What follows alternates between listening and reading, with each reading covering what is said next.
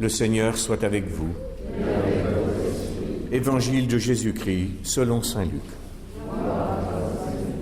En ce temps-là, les apôtres dirent au Seigneur, « Augmente en nous la foi. » Le Seigneur répondit, « Si vous aviez de la foi, gros comme une graine de moutarde, vous auriez dit à l'arbre que voici, « Déracine-toi et va te planter dans la mer. » Et il vous aurait obéi.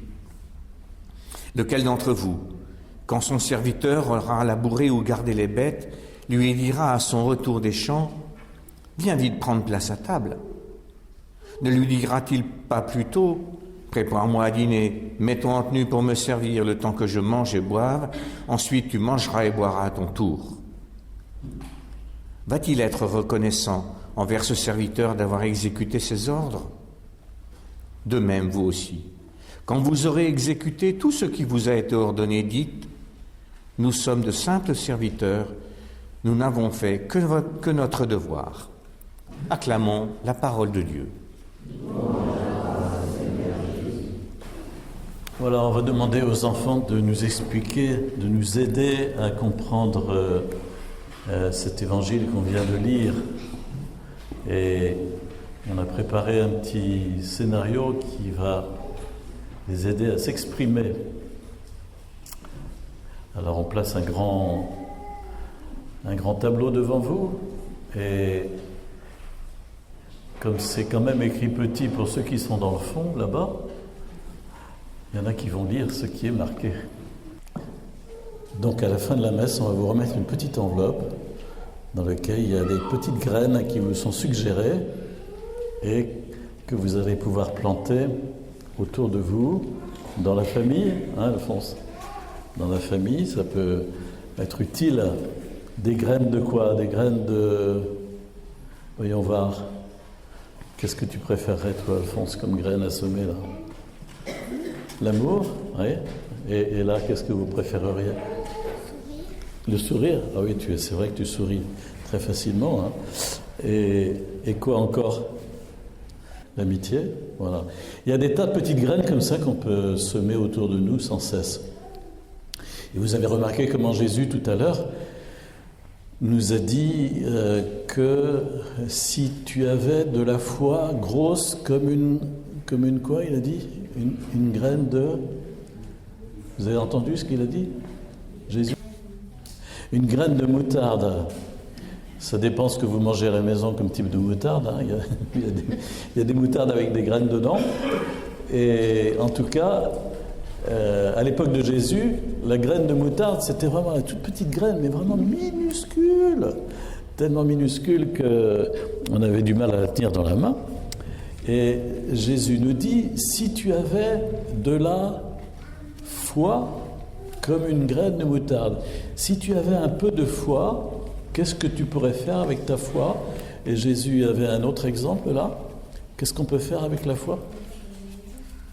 Attends, je vais te passer le micro parce que je suis un peu sourdingue, j'ai du mal à écouter. L'agrandir comme maison. L'agrandir jusqu'à... Oui, d'accord. Et qu'est-ce que Jésus a dit encore? Qu'est-ce qu'on peut faire avec la foi? Il a eu un exemple très particulier. Vous ne vous souvenez pas ça? Ah, c'est difficile d'être attentif aujourd'hui. Hein. Et Jésus a dit, si tu avais de la foi gros comme une graine de moutarde, tu pourrais dire à cette montagne qui est là, enlève-toi et va te jeter dans la mer et elle vous obéirait. Jésus a dit ça. Hein. Et ça veut dire que la foi, c'est quelque chose de très fort. Et c'est comme un levier qui permet de faire bouger les choses autour de nous. Ainsi, par un acte de foi en Dieu, on peut vraiment se mettre en relation. C'est pas la pensée positive, hein, attention. Il y a des gens aujourd'hui, beaucoup, qui disent voilà, il suffit de penser à ce que vous voulez réaliser, ça va se faire. Ayez des pensées très positives. C'est pas ça. Hein. La foi, ça consiste à dire Seigneur Jésus, je crois en toi et je crois que tu peux me donner, par exemple, plus de paix à l'intérieur de moi-même. Je crois que tu peux me donner ton pardon. Je le crois. Et à partir du moment où vous dites que vous croyez, vous êtes en mesure de recevoir de la part de Dieu. La foi, c'est quelque chose qui ouvre un canal en nous pour accueillir le don de Dieu.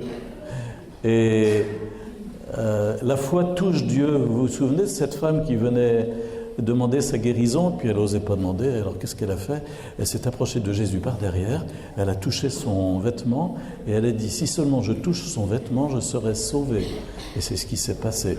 Elle a été guérie simplement en touchant le vêtement de Jésus, mais elle avait la foi que Jésus pouvait la guérir.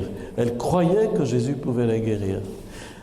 La foi, c'est croire que Dieu peut agir dans ma vie. Seigneur, aujourd'hui, je suis triste, par exemple, ou je suis bougon, je suis agacé, je suis énervé. Seigneur, donne-moi la joie, donne-moi comment est-ce qu'on pourrait dire, donne-moi la paix, donne-moi le sourire, etc.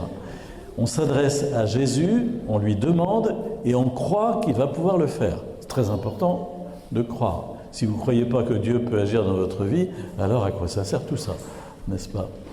Et si vous ne vous adressez jamais à Dieu pour lui demander quelque chose, mais quelle relation vous avez avec le Père du ciel? Il faut demander et le Seigneur donnera, et il donne la foi comme une sorte de levier qui nous permet de déplacer les montagnes de nos difficultés, les montagnes de notre tristesse, les montagnes de notre amertume, les montagnes de notre incrédulité, les montagnes de notre jalousie, et il transforme ainsi, il fait de la place pour pouvoir y mettre les fruits de son esprit.